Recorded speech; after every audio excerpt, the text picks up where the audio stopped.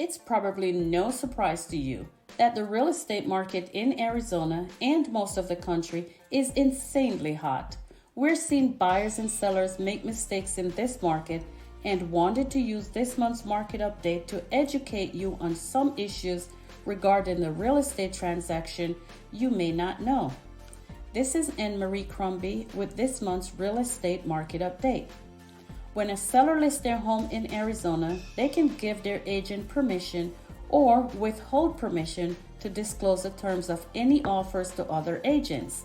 Allowing the agent to disclose the terms of other offers gives that agent the ability to create a bidding war, often bringing in better offers in a competitive bidding situation. And realtors are bound by the code of ethics to treat all parties honestly, so we must be truthful in negotiations. Complicating matters, in Arizona, dual representation is permitted, allowing a broker to represent both the buyer and the seller in a transaction. If an agent receives an offer from another agent in the same brokerage, however, laws of dual representation limit the agent on disclosure, since we must protect the interests of all represented parties. Some buyers these days are going straight to the listing agent, hoping to garner an advantage in negotiations. However, depending on the ethics and integrity of that agent, this can also hurt that buyer when it comes to full representation. So make sure your agent is a trusted advisor. Buyers in today's market are also waiving certain rights from the contract.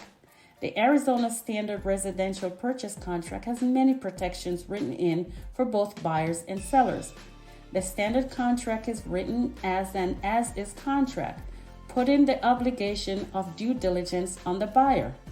State law requires a seller to disclose any material facts that might negatively affect the value of the property, and waiving the use of the seller property disclosure form does not alleviate the seller from that obligation.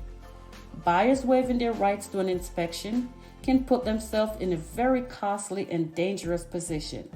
If a buyer is looking for ways to compete, they could waive lines 273 to 284 of the contract, still allowing them to inspect the property and canceling if something unacceptable comes up.